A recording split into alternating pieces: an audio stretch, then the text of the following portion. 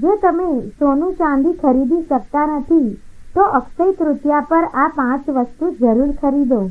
તમારી સંપત્તિમાં વધારો થશે અને તમને ખૂબ જ પુણ્ય મળશે. અક્ષય તૃતીયા તિથિને શુભ મુહૂર્ત માનવામાં આવે છે કે આ દિવસે કોઈ પણ શુભ કાર્ય જેમ કે લગ્ન, ગૃહપ્રવેશ કે નવા વેપારની શરૂઆત વગેરે કરી શકાય છે. માન્યતા છે કે અખા ત્રીજના દિવસે કોઈ પણ કાર્ય ખૂબ જ શુભ અને ફળદાયી માનવામાં આવે છે. અક્ષય તૃતીયાના દિવસે 5 વસ્તુઓની ખરીદી કરવી ખૂબ જ શુભ માનવામાં આવે છે.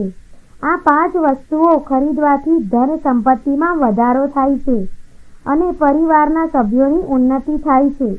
તે કઈ 5 વસ્તુ છે તે જાણતા પહેલાં જો તમને દેવી લક્ષ્મીનો આશીર્વાદ હંમેશા તમારી સાથે રહેતો હોય તો 3 વાર જય માં લક્ષ્મી અવશ્ય લખો.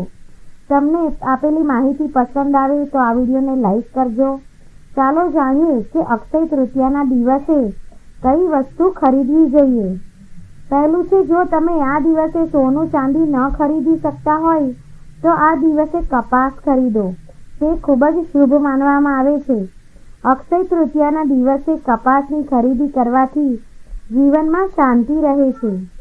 બીજું છે, અક્ષય તૃતીયાના દિવસે મીઠું ખરીદવું ખૂબ જ શુભ માનવામાં આવે છે.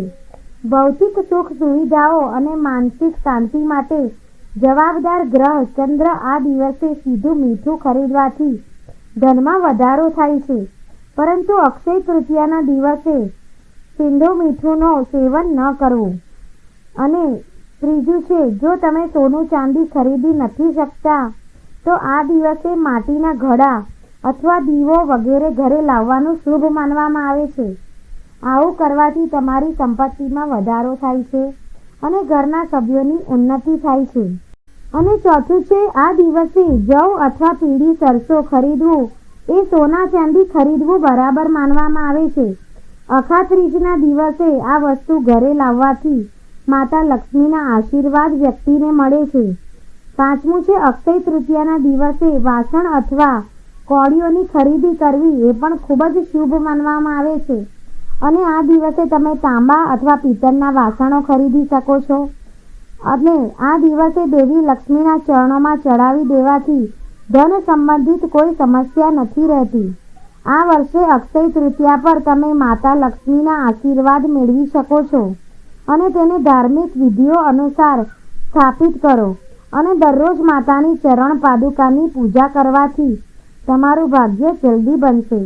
અને અક્ષય તૃતીયા પર જો તમે મોંઘવારીના કારણે સોનું ચાંદી નથી ખરીદી શકતા તો તમે ચોક્કસપણે નિરાશ ન થાઓ અને આ દિવસે તમારા ઘરમાં એક શ્રી યંત્ર લાવો જે તેને સ્થાપિત કર્યા પછી દેવી લક્ષ્મીની કૃપા વરસાવે છે.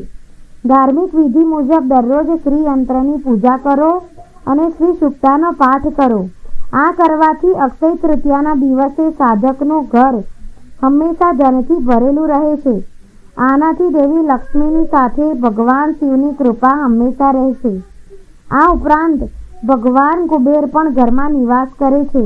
તેથી અક્ષય તૃતીયાના દિવસે પારદ શિવલિંગની પૂજા કરવામાં આવે છે. આશા છે કે તમને આ માહિતી પસંદ આવી હશે તો આ વિડીયોને લાઈક કરો. આવી જ આધ્યાત્મિક માહિતી ધરાવતા વિડીયો જોવા માટે ચેનલને સબસ્ક્રાઈબ જરૂર કરો અને કોમેન્ટ બોક્સમાં જય શ્રી કૃષ્ણ જરૂર લખો.